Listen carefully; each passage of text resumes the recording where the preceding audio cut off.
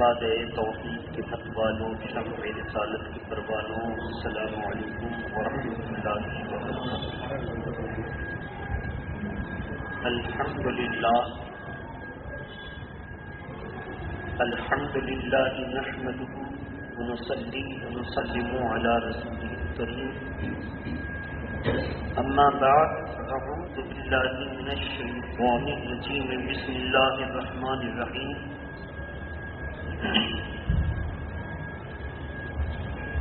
فیہا یفرق کل امر حکیم، صدق اللہ العلی العظیم۔ رسول اللہ ہیں جس طرح معظم سب رسولوں میں، رسول اللہ ہیں جس طرح معظم سب رسولوں میں، مکرم یونی شعبان المعظم ہے سب مہینوں میں، اور مبارک و مومنوں آئی شب برات، مبارک و مومنوں آئی شب برات، رحمت خدا کی بن کے چھائی شب برات، اور کرتے رہے تلاوت عبادت تمام رات، کرتے رہے تلاوت عبادت تمام رات، خود مصطفیٰ نے منائی ایسے شب برات، خود مصطفیٰ نے منائی ایسے شب برات۔ عزیزان ملت اسلامیہ، اس محفل محبت میں میں نے اپنے پیشرو کے اصول کے مطابق قرآن مقدس کی ایک مخصوص آیت کریمہ کو موضوع سخن اور سرمایہ سخن بنایا ہے۔ اسی کی روشنی میں شب برات سے متعلق چند ضروری مسائل آپ کے سامنے بیان کرنے ہیں۔ محبت کے ساتھ درود شریف پڑھیں۔ اللہم صلی علی سیدنا سیدنا حبیبنا مولانا محمد قادر الجود والکرم وآلہ واصحابہ وبارک وسلم، صلاۃ و سلام علیک یا رسول اللہ صلی اللہ علیہ وسلم۔ شعبان المعظم کا مہینہ، اللہ کے پیارے رسول صلی اللہ علیہ وسلم نے اس سے متعلق کہا کہ شعبان و شہری یہ میرا مہینہ ہے، اور جب یہ کہا کہ یہ میرا مہینہ ہے تو صحابہ اکرام اور مہینوں سے زیادہ اس مہینے میں عبادت و ریاضت کا اہتمام کرتے۔ پھر اللہ کے پیارے رسول صلی اللہ تعالی علیہ وسلم نے فرمایا، تم جانتے ہو اس مہینے کو اللہ تبارک و تعالی نے معظم کیوں بنایا؟ اللہ کے پیارے رسول کے صحابہ نے عرض کیا کہ واللہ ورسولہ اعلم، اللہ اور اس کے رسول ہی زیادہ جانتے ہیں۔ تو حضور نے ارشاد فرمایا، اس مہینے میں ایک رات ایسی ہے کہ جو اس مہینے میں اس رات کو عبادت کر لے، اللہ تبارک و تعالیٰ اس کو 400 سالہ عبادت کا ثواب عطا فرماتا ہے۔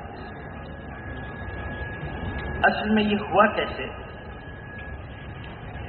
اس تعلق سے بہت ساری حدیث پاک ہیں جن میں بہت سی حدیثیں ضعیف بھی ہیں، اور ان کو اگر ہم کبھی حدیث سے تولیں تو صاف واضح ہو جائے گا کہ یہ حدیثیں موضوع ہیں، من گڑھت ہیں، اور جس وقت خارجی اور معتزلی کا فتنہ شروع ہوا تھا اس زمانے میں اس حدیث کو حدیثوں کی کتاب میں جمع کر دیا ہے بڑی چالاکی کے ساتھ۔ لیکن علماء جرح و تعدیل جو بحث و مباحثہ کر کے امام اعظم کے بنائے ہوئے قانون پر عمل کرتے ہوئے وہ ایک ضابطہ تیار کر رکھا ہے کہ کون سی حدیث صحیح ہے، کون سی حدیث مرفوع ہے، کون سی حدیث مکتوب ہے،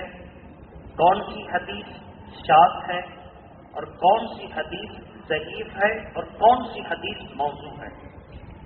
جب اس ضابطے کو علماء پڑھتے ہیں تو ان کا سر اپنے محسن کے احسان میں جھک جاتا ہے کہ اگر امام اعظم نے حدیثوں کو سمجھنے کے لیے قانون اور ضابطہ تیار نہ کیا ہوتا تو آج ہم سمجھ ہی نہیں سکتے کہ حدیث کا رتبہ اور مرتبہ کیا ہے۔ جو کوئی حدیثوں کی کتاب کو چھاپتا وہ حکومت کے طاقت والا ہوتا، یعنی حاکم ہوتا، بادشاہ ہوتا، تو کچھ نہ کچھ اس حدیثوں میں اضافہ کر دیتا اور کیا، اور بعد والے پھر اس کو حدیث ہی سمجھنے لگتے۔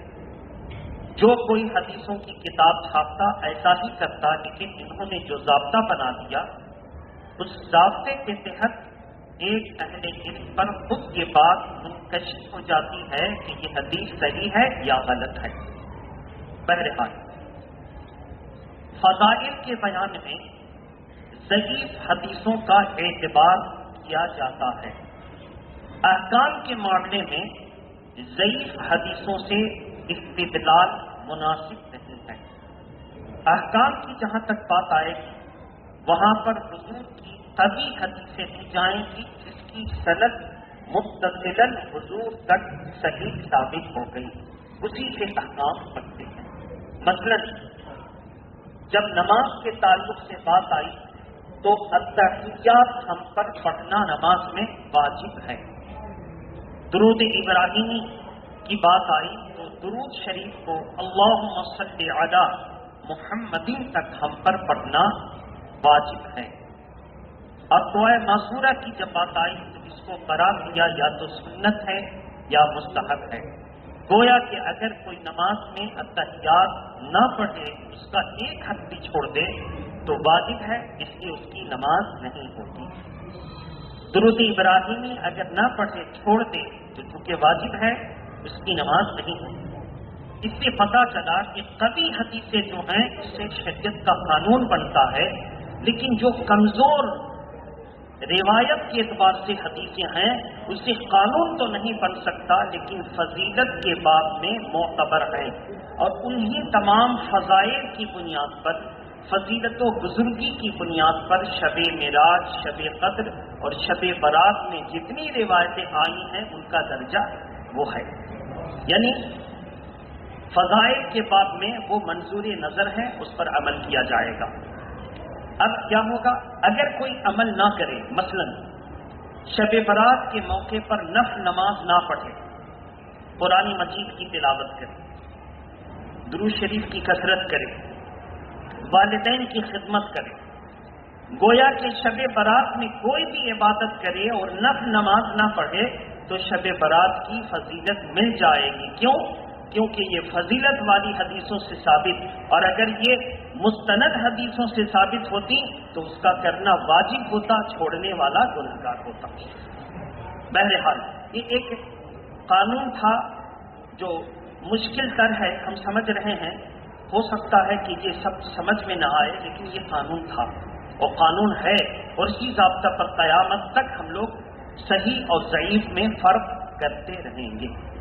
محبت کے ساتھ درود شریف پڑھیں۔ اللہم صلی علی سیدنا شفیعنا حبیبنا مولانا محمد عبد الجود والکرم وآلہ واصحابہ وبارک وسلم، صلاۃ و سلام علیکہ یا رسول اللہ صلی اللہ تعالی علیہ وآلہ وسلم۔ تو عزیزان ملت اسلامیہ، اب ایک بات کہ اسی کے تحت بعض لوگ شب برات سے متعلق عبادات اور دیگر معاملے کو ضعیف کہتے ہوئے اس کو بری رسموں میں شمار کر کے کہہ دیتے ہیں کہ ہر وہ چیز جو بدعت ہے وہ ساری بدعت گناہ ہیں، ساری بدعت بدعت ضلالہ ہیں۔ ان سے جب پوچھا گیا کہ آپ رات دن رٹ کر کے بیان کرتے ہیں کہ اللہ کے پیارے رسول صلی اللہ علیہ وسلم سے جو ثابت ہے وہ سنت ہے، جو ثابت نہیں ہے وہ بری بات ہے، بری رسم ہے، تو ایک بات بتائیے کہ شب برات کے حلوہ کے بارے میں جو آپ نے کہا ہے، یعنی وہابیوں، دیوبندیوں، غیر مقلدوں، جماعت اسلامی کا نظریہ ہے کہ شب برات کی رات، اس مقدس رات میں حلوہ بنانا یہ گمراہی ہے اور بدعت ہے۔ تو اب اہل سنت و جماعت کے علماء نے ان سے پوچھا، اور سوال وہی پرانا اور جواب بھی وہی پرانا۔ شروع سے جتنے بد مذہب فرقے آئے وہ اہل سنت کی معمولات پر حملہ کرتے نظر آئے کہ اہل سنت کے معمولات کو حرام قرار دو۔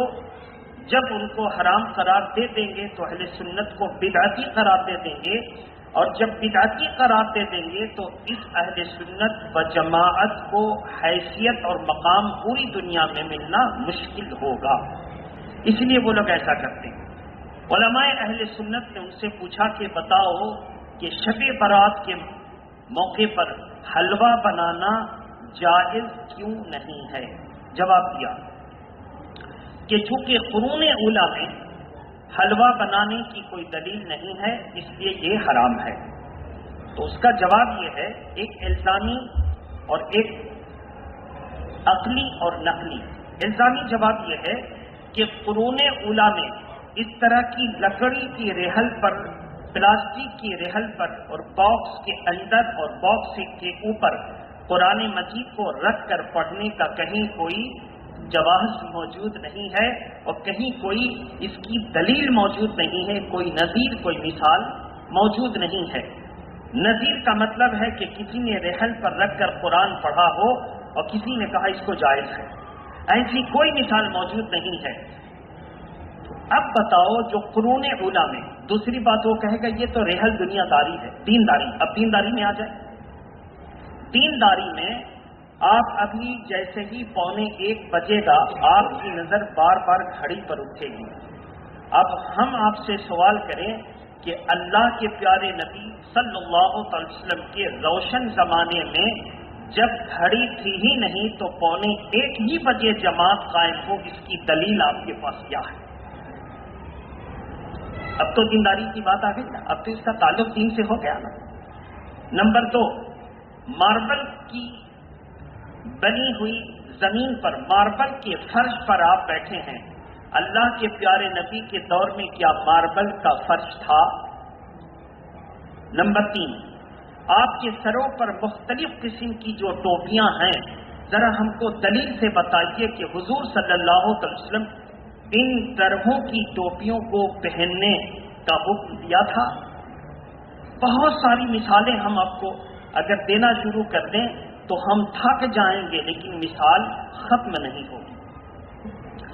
اب اس کے لیے ایک ضابطہ ہے، تو محبت سے سنیے گا۔ اگر آپ کو میری بات ذہن میں آ گئی تو کوئی آپ کو وہابی اور دیوبندی بد مذہب گمراہ نہ کر سکے گا۔ مجھے گمراہ، اور اگر آپ گمراہ نہیں ہوں گے تو بھلا کس کا ہوگا، میرا یا آپ کا؟ زور سے بولیے، آپ کا بھلا ہوگا۔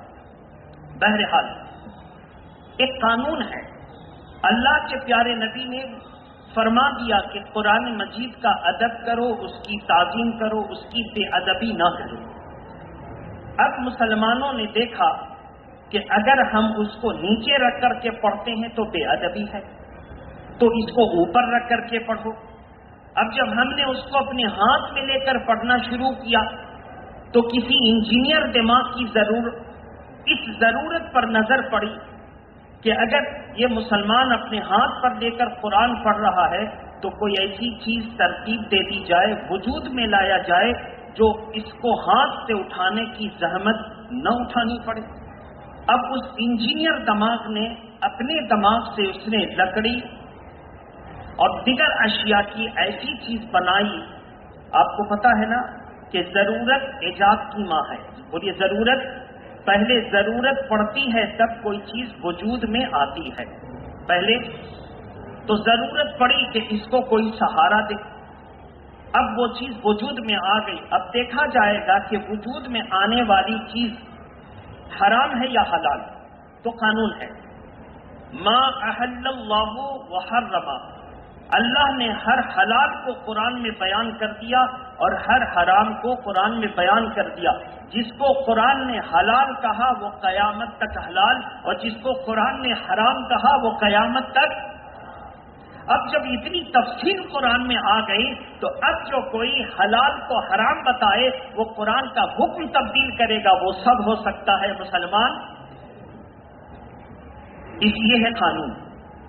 اب ہم نے رحل کے بارے میں قرآن میں تلاشا، ٹوپی کے بارے میں قرآن میں تلاشا، تو اللہ کے پیارے نبی نے فرمایا، صحابہ نے پوچھا یا رسول اللہ اب اسلام کی فتوحات بڑھ رہی ہیں، نئے نئے ممالک اسلام کے زیر نگیں ہو رہے ہیں، بڑے بڑے ملک، بڑے بڑے کنٹری اسلام کے فتح کر کے اس کو اسلام کے ملک میں ملا رہے ہیں، تو نئی نئی تہذیبیں بھی وہاں سے آ رہی ہیں۔ جیسے جب ایران فتح ہوا جس کا پرانا نام کسرا، تو ملک جب فتح ہوگا تو تہذیب بھی تو نہیں ہوگی نا۔ تو یا رسول اللہ ہم ان میں کیسے پتہ کریں کہ اس کو منع کر دیا جائے اور اس کو جائز قرار دے دیا جائے؟ اللہ کے پیارے نبی نے فرمایا تمہارے پاس قانون ہے، قرآن اور حدیث، تم پہلے ان میں تلاشو، توجہ سے سنیں گے۔ اگر ان میں مل جائے کہ یہ حرام ہے، ان میں مل جائے کہ تو وہ حرام ہے، اور اگر ان میں مل جائے کہ یہ حلال ہے تو بے شک حلال ہے۔ تو یا رسول اللہ اگر ان میں ہم نہ تلاش سکیں، ان میں ہم حلال ہے کہ حرام ہے، بولیے زور سے، مگر ہم نہ تلاش سکیں، بولیے ہماری کوتاہی ہے، ہماری کم علمی ہے، ہم نہ تلاش سکیں، تو اللہ کے پیارے نبی نے فرمایا پھر تم اس پر اجماع کرو، اجماع کو دیکھو، یعنی میرے زمانے کے صحابہ اکرام کا ایسے نئے مسئلے پر عمل کیا تھا، اجماع میں تمہیں مل جائے گا کہ بعض صحابہ اس مسئلے سے دوچار ہوئے تو انہوں نے اس پر یہ عمل کیا۔ کہا یا رسول اللہ اگر صحابہ کے عمل میں بھی ہم نہ تلاش سکیں تو کہا قیاس کرو، قیاس یہ کرو،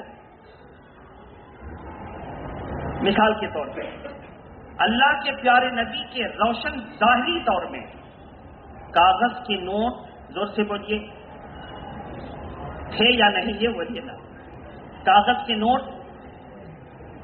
نوٹ مارکیٹ میں آئے، سوال پیدا ہوا کہ زکوٰۃ سونے اور چاندی پر ہے، کاغذ کے نوٹوں پر پیدا ہوا کہ نہیں ہوا؟ تو اب سارے علماء اپنی جگہ پر کیوں نہ ہم اعلیٰ حضرت کا نام لیں؟ اعلیٰ حضرت سے جب پوچھا گیا کہ یہ کرتاس والے نوٹ یعنی کاغذ والے نوٹ کے بارے میں کیا حکم ہے، وہابیوں دیوبندیوں کے بڑے بڑے پیشوا نے فتویٰ دیا کہ چونکہ اس کی کوئی نظیر، کوئی مثال قرون اولیٰ میں، رسول اللہ کے زمانے میں، صحابہ کے ظاہری زمانے میں، تابعین کے ظاہری زمانے میں کوئی نظیر نہیں ملتی، اس لیے ہم کچھ کہنے سے مجبور ہیں، کچھ کہنے سے۔ اعلیٰ حضرت فاضل بریلوی کی بارگاہ میں جب یہ مسئلہ آیا کہ آپ کیا کہتے ہیں، انہوں نے مکمل فتویٰ نہیں دیا، ایک کتاب لکھ دی، ایک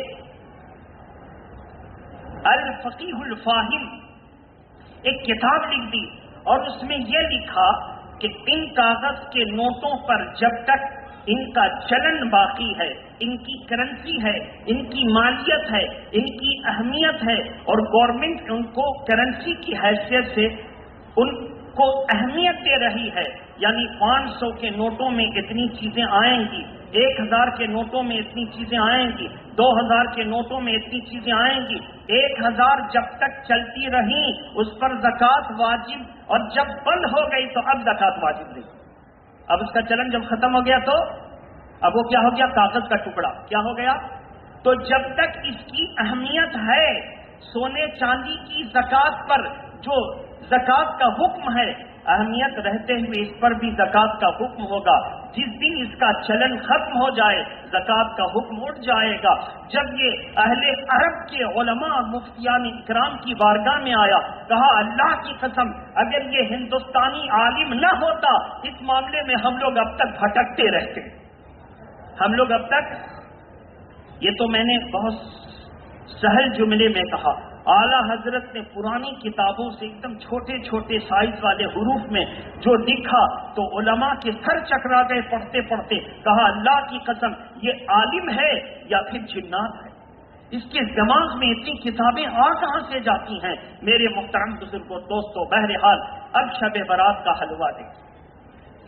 جب قرون اولیٰ میں تلاشا گیا تو حضرت عائشہ صدیقہ کی حدیث پاک مل گئی۔ اللہ کے پیارے نبی صلی اللہ علیہ وسلم کے تعلق سے فرماتی ہیں کانا یحب الحلواء والعسل، اللہ کے پیارے نبی کو حلوہ اور شہد پسند تھا۔ بولے حلوہ اور، اب جب حضور کو حلوہ اور شہد پسند تھا تو ہم شب برات میں حلوہ پر فاتحہ کریں یا معراج میں، شب قدر میں کریں یا عیدین کی رات میں؟ جب حضور کو پسند تھا، اب جو حضور کو پسند تھا اس کو کوئی کہے شرک اور بدعت ہے تو وہ گمراہ ہے کہ نہیں ہے؟ یہ ہے قانون، یہ ہے ضابطہ۔ تو میرے محترم بزرگ اور دوستو، اس لیے حلوہ جب حضور کو پسند تو مسلمان اسی حلوہ کو شعبان المعظم کی 15ویں شب کو فاتحہ دلاتے ہیں۔ اب سوال ہے اس پر فاتحہ کرنا، قرآن پڑھنا۔ تو ایسی صورت میں کسی صلح کلی اور بد مذہب جس کے ایمان میں شک ہو، وہ علماء اہل سنت کا باغی ہو، اس سے فاتحہ درود کرا کر کے آپ اپنی فاتحہ برباد نہ کریں، بلکہ آپ خود سے 3 مرتبہ درود شریف، 3 مرتبہ قل هو اللہ اور 3 مرتبہ پھر درود شریف پڑھ کر کے ہاتھ اٹھا کر کہیں یا اللہ، یہ ہم نے اور ہمارے گھر والے نے جو یہ فاتحہ کے لیے شیرنی، روٹیاں، حلوہ تیار رکھا، ان سب کو تو قبول فرما کر اپنے کرم سے ثواب عطا فرما، اور اس کا ثواب حضور کی بارگاہ میں اور جتنے حضور کی امت ہیں سب کی بارگاہ میں اس کا ثواب نظر پہنچا دے۔ یہ ہو گیا۔ اب اس کے بعد آپ کے دادا ہیں، دادا کے لیے بھی حلوہ روٹی رکھی، ابا ہیں، اماں ہیں، بڑے بڑے گھر کے پروج جو ہے مرحومین ہیں، آپ ان کا نام یاد ہے تو نام لے لیجئے، جو اس سال انتقال کیے تازہ ہے نام ان کا لے لیجئے، جن پر مردے کا نام لیجئے اس کو خیرات کیجئے، اور جن پر بزرگان دین کی نیت کر دیجئے، اور سب مسلمان غریب ہو یا امیر سب کے لیے جائز ہے۔ اس کو ذہن میں رکھیے۔ کسی بد مذہب اور صلح کلی سے فاتحہ کرا کے اپنی فاتحہ برباد مت کیجیے، کیونکہ جو علماء کا دشمن ہے وہ اسلام کو پیارا کبھی نہیں ہو سکتا۔ اس کو ذہن میں آپ رکھیں گے تو آپ کی کوئی فاتحہ درود برباد نہیں ہوگی۔ پھر آپ نہیں کہیں گے اتنے دن تک، ایسے ہی لوگ وہابی ہوتے ہیں، صلح کلی اور بد مذہب سے جیسے تیسے لوگوں سے فاتحہ کروا لیا اور اپنی زکوٰۃ کی رقم جس مدرسے میں چاہے وہ وہابی کا ہو یا دیوبندی کا زکوٰۃ دے دیا، اور جب ان کا مال ڈوب گیا تو پھر ان کا ایمان خراب ہو گیا۔ کہا کہ اللہ کے پیارے نبی نے فرمایا تھا زکوٰۃ دو مال کی حفاظت ہو جائے گی، ہم نے زکوٰۃ بھی دے دیا اور میرا مال خراب بھی ہو گیا، ڈوب گیا۔ اب بتاؤ جب زکوٰۃ دینے کے بعد بھی مال کی حفاظت نہیں ہو رہی ہے تو اسلام میں کیا رکھا؟ نعوذ باللہ من ذالک۔ تو کیا ہوا؟ جو انہوں نے زکوٰۃ دیا تھا وہ وہابی یا دیوبندی کو دے دیا تھا، یا غیر مسلم بن کر کے آیا تھا اس کو دے دیا تھا۔ جب زکوٰۃ ہی ادا نہیں ہوگی تو مال حفاظت سے کہاں رہے گا؟ تو قصور اپنا تھا، ڈال دیا اسلام کے کھاتے میں۔ وہابی اور دیوبندیوں سے فاتحہ کرائی، گھر میں برکت نہ ہوئی، پریشانی دور نہ ہوئی، قصور اپنا تھا کہ وہابی اور صلح کلی سے فاتحہ کرائی تھی، اور جب فاتحہ میں برکت نہ ہوئی تو اسلام کے کھاتے میں ڈال دیا کہ فاتحہ میں کوئی فائدہ نہیں ہے، اس لیے وہابی دیوبندی صحیح وہ جو کہتا صحیح۔ تو نعوذ باللہ من ذالک، اپنی ایمان کی حفاظت کیجیے، خود سے فاتحہ کیجیے۔ کسی بد مذہب اگر اعلان کرے کہ ہم اپنا بچہ فری میں دے رہے ہیں، لے کر کے چلے جاؤ اور ان سے فاتحہ کراؤ، کسی صلح کلی بد مذہب امام کے باغی اور استاد کے باغی کی باتوں میں نہ آئیں، اپنی فاتحہ کو برباد نہ کریں۔ آپ اپنی فاتحہ کو آباد رکھیں۔ آپ کا قرآن مجید اسی بہانے سے پڑھ لینا، جو دل سے آپ پڑھیں گے وہ کوئی بد مذہب صلح کلی آپ کا وقت تو برباد کرے گا لیکن رحمت اس سے آنے والی نہیں ہے۔ اس کو ذہن میں رکھیں، سامنے رکھ کر فاتحہ کرنا۔ اللہ کے پیارے نبی صلی اللہ علیہ وسلم ایک دم مستند حدیث جس پر کسی کو اعتراض نہیں ہو سکتا، حضرت انس ابن مالک اپنی والدہ سیدتنا ام سلیم حضور سے بہت محبت کرتی اور اپنی جان مال قربان کرنے کے لیے تیار رہتی۔ جب حضور صلی اللہ علیہ وسلم نے ایک نکاح کیا تو ام سلیم نے ان کو گھی، کھجور، پنیر، ان تینوں کو ملا کر ایک حلوہ تیار کیا۔ گھی، کھجور اور پنیر ان تینوں کو ملا کر ایک حلوہ تیار کیا، اور تیار کر کے حضور کی بارگاہ میں بھیجا، کہا اسی پر ولیمہ فرما لے۔ اللہ کے پیارے نبی نے جب حضرت انس ابن مالک اس حلوہ کو لے کر حضور کی بارگاہ میں سر پر رکھ کر پہنچے اور سامنے رکھا، میری والدہ نے اس کو پیش کیا ہے، حضور اس کو قبول فرما دیں اور اسی پر ولیمہ کر دیں۔ اللہ کے پیارے نبی صلی اللہ علیہ وسلم نے اس پر ما شاء کانا، جو اللہ نے چاہا وہ پڑھا، جو اللہ نے چاہا، اللہ نے جو چاہا وہ پڑھا، اور پڑھ کر کے کہا اللہ برکت دے، اور جاؤ سب کو خبر کر دو کہ حضور نے ولیمہ کے کھانے پر بلایا۔ آئے سب کو کھلایا، سب کو کھلایا۔ پوچھا کتنے لوگ تھے؟ کہا کم سے کم 300 تھے، کم سے کم 300 تھے، اور میرا یقین ہے اس سے بھی زیادہ ہوتے تو سب کو فراغت ہو جاتی، سب جو ہے مطمئن ہو جاتے کھا کے، اور سب کو شکم سیر ہو جاتی۔ 300 تھے تو اس سے پتا چلا کہ حلوہ بھی سامنے آیا اور کچھ پڑھا بھی۔ زور سے بولیے۔ اچھا ہم لوگ بھی کیا کرتے ہیں؟ حلوہ بھی سامنے آتا ہے اور کچھ، زور سے بولیے۔ تو یہاں تک تو حضور کی دلیل مل گئی۔ پھر حضور نے اس پر برکت کی دعا کی، تو دعا کرتے کہ نہیں کرتے؟ پھر حضور نے سب کو بلایا، تو بلانے کی سنت ہے کہ نہیں بھیا تم بھی آؤ کھا لو میرے حلوہ فاتحہ ہوئی۔ تو اے میرے محترم، اس کی مثال قرون اولیٰ میں حضور کے سنہری دور میں ہے۔ جب حضور کی سنہری دور میں ہے تو جو حضور کا عمل ہے اس کو کوئی کہے بدعت اور ناجائز، وہ سب ہو سکتا ہے مسلمان، اس کو ذہن میں رکھیں۔ اب اس بد مذہب کے ساتھ جو نرم کوشاں رکھے، اس سے بات کرے، اس کے ساتھ اٹھے بیٹھے، بھلے سنی ہو، اعلیٰ حضرت کا نام لیتا ہو، تاج شریعہ کا نام لیتا ہو، اور جب چندہ کی بات آتی ہو تو تاج شریعہ کا نام لیتا ہو، وہ سب ہو سکتا ہے آپ کا وفادار۔ جو وہابی سے رشتہ رکھے وہ آپ کا وفادار کیسے ہوگا؟ جو حضور کی جائز کردہ چیزوں کو ناجائز اور حرام بتائے اس سے دوستی رکھنا، وہ آپ کا وفادار کیسے؟ کہہ لیجئے جو میرے رسول کا نہیں ہو سکتا وہ میرا نہیں ہو سکتا ہے۔ تو بہرحال وہ مقدس رات آ رہی ہے کہ اگر ایک رات اس میں کوئی عبادت کر لے تو چاہ، کیوں ایسا ہوا وہ سنیے۔ اللہ کے پیارے نبی کے صحابہ کی عمر کمزوری تھی، اس میں کھانے پینے کا انتظام، اس میں نقاہت، اس میں بیماری۔ حضور دیکھ کر کے بڑا متفکر ہوتے، فکر مند ہوتے کہ اگلی امتوں کی طاقت بہت تھی، میری امت کمزور اور عمر بھی اس کی کم، اگلی امتوں کی 400 سالہ 500 سالہ عمر۔ تو اس کو دیکھ کر متفکر ہوتے صحابہ کرام بھی اپنی تشویش کا اظہار کیا۔ تو اللہ کے پیارے نبی نے فرمایا اچھا تو تم ان کے عمل پر رشک کرتے ہو کہ اتنا کثیر عمل تھا، آؤ میں تم کو عمل بتا دوں تاکہ تم قلیل کرو، کثیر سے بھی زیادہ فائدہ حاصل کرو۔ تو اللہ کے پیارے نبی نے وہ حضرت عیسیٰ علیہ السلام کا واقعہ بیان کیا کہ عیسیٰ علیہ السلام ایک پہاڑ کی طرف سے گزر رہے تھے، ایک پہاڑ پر خوبصورت پتھر کو دیکھا، کہا مولا یہ بڑا خوبصورت، یہ اتنا چکنا مکنا گول چمکدار۔ کہا اے عیسیٰ اس سے بھی زیادہ کچھ حیرت انگیز باتیں دیکھنا چاہتے ہو؟ کہا ہاں مولا۔ کہا حکم دو یہ پتھر پھٹے اور اپنے عجائبات کو ظاہر کرے۔ پتھر کو حکم دیا، پتھر پھٹا، عجائبات ظاہر ہوئے۔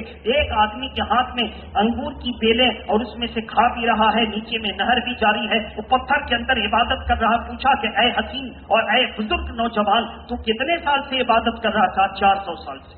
کتنے سال سے؟ 400 سال سے۔ 400 سال سے عبادت کر رہا۔ حضرت عیسیٰ علیہ السلام کو فخر ہوا کہ یہ 400 سال سے اس کے جیسی عبادت تو کوئی نہیں کر سکتا۔ 400 سال نہ پیشاب نہ پخانہ نہ بھوک نہ نیند نہ اونگ، عبادت ہی عبادت، کوئی کر سکتا ہے؟ 400 سال سے۔ آواز آئی اے عیسیٰ اس سے بھی حیرت انگیز بات سنو گے؟ کہا مولا کیوں نہیں؟ کہا کہ میرے آخری نبی کی امت آئے گی، ہم اس کو ایک مقدس رات ایسی دیں گے کہ اس رات کو اگر شب بیداری کر لے، اللہ کی عبادت کر لے، والدین کو راضی کر لے اور اللہ کی اطاعت کر لے تو اس 400 سالہ شخص کی عبادت سے اس کی عبادت بڑھ جائے گی۔ یہ سنا حضرت عیسیٰ علیہ السلام نے تمنا کی، کاش تمنا کاش میں آخری نبی کی امت میں سے ہوتا۔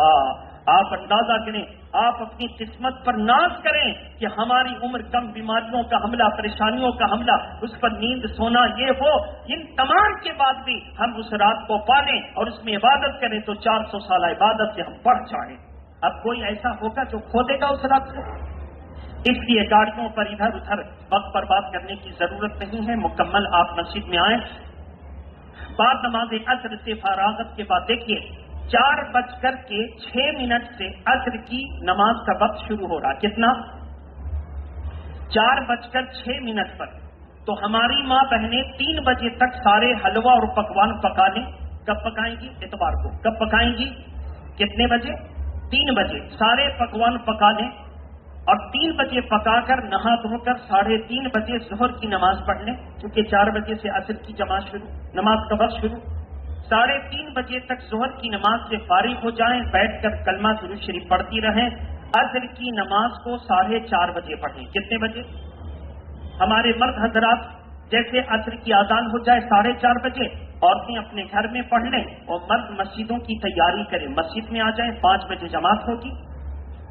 جماعت کے بعد آپ کو 40 مرتبہ لا حول ولا قوت الا باللہ العلی العظیم اور 100 مرتبہ درود شریف پڑھنی ہے اور آنکھوں میں سرما لگانا. سنت کے مطابق سرما دائیں آنکھ میں 3 بار، بائیں آنکھ میں 2 بار، دائیں سے شروع کرنا، دائیں سے ختم کرنا. سنت لگا لیں اور اس کے بعد مغرب کی نماز ہو. مغرب کی نماز عورتیں اپنے اپنے گھر میں پڑھیں. ہم انگس مسجد کمیٹی سے گزارش کریں گے کہ مائک کا جو مینٹیننس ہے اس کو صحیح کر کے آپ سب تک آواز پہنچے، ایسی کوئی تدبیر پیدا کر دیں سب تک آواز پہنچے. مغرب کی نماز پڑھنے کے بعد 6 رکعت 3 سلام سے نماز ہوگی. کتنی؟ 6 رکعت. 2 رکعت پہلے نیت یہ کریں گے یا اللہ میری عمر میں خیر کے ساتھ برکت ہو. پھر 2 رکعت نماز پڑھنے سے پہلے نیت کریں گے یا اللہ ایمان اور صحت کی سلامتی ہو، بیماریوں سے حفاظت ہو، وباؤں سے حفاظت ہو. پھر 2 رکعت کی نماز پڑھنے سے پہلے نیت کریں گے کہ یا اللہ ہماری روزی میں بھی برکت ہو، محتاجی دور ہو. نماز پڑھنے سے پہلے یہ ارادہ کریں گے نماز کی نیت نفلوں کی نیت کی میں نے 2 رکعت نماز نفل واسطے اللہ تعالیٰ کے منہ میرا طرف کعبہ شریف کے اللہ اکبر، اتنا ہی کافی ہے. نماز میں جو سورہ یاد ہے آپ اس کو پڑھ لیجیے، بتانے کی ضرورت نہیں ہے. اب اس کے بعد نماز کے بعد ہر 2 رکعت کے بعد 1 مرتبہ سورہ یاسین شریف، جن کو سورہ یاسین یاد نہیں ہے 21 مرتبہ قل هو اللہ. 15ویں شعبان کی جو دعا ہے اس کو ایک بار پڑھ لیں گے سورہ یاسین شریف یا 21 مرتبہ قل هو اللہ، اور 15ویں شعبان کی دعا پڑھنے کے بعد دعا کریں گے. ہم لوگ کیوں دعا کرتے ہیں؟ دیکھیے اللہ تبارک تعالیٰ نے تقدیر بنائی، لوح محفوظ پر لکھ دیا. جب لکھ دیا تھا تو اب کوئی بدل سکتا ہے؟ زور سے بولیے، اس کو یہاں پر رکھیے. لیکن اللہ تعالیٰ وعدہ فرماتا ہے وقت تارا رزقی، اگر تم مجھ سے اس رات میں مقدس میں دعا کرتے، اگر تیرے رزق میں کمی ہوگی، مصیبت زدہ ہوگا، تو تیرا رب وہ قدرت والا بادشاہ ہے. یمحو اللہ ما یشاء ویثبت، لوح محفوظ اس کے سامنے ہے. جب تم مجھ سے مناجات کرے گا، دعا کرے گا، ہم جو چاہے لکھیں گے اور جس کو چاہے مٹا دیں گے. جو چاہیں گے اور جس کو چاہیں گے تو ہم دعا کریں گے مولا میری تقدیر کی خرابی کو مٹا دے اور تقدیر کی بھلائیوں کو لکھ دے. تو قدرت والا بادشاہ ہے، تو بتائیے وہ میری برائیوں کو مٹا کر بھلائیوں کو لکھے گا کہ نہیں لکھے گا؟ کیوں ایسا ہوگا؟ ہم نہیں کہتے، میرے رسول نے فرمایا میرا رب کریم وہ اپنے ذمہ کرم پر دے دیا ہے. تو جو اپنے ذمہ کرم پر خود لے لے، ہمارے کہنے سے وہ مجبور نہیں ہے.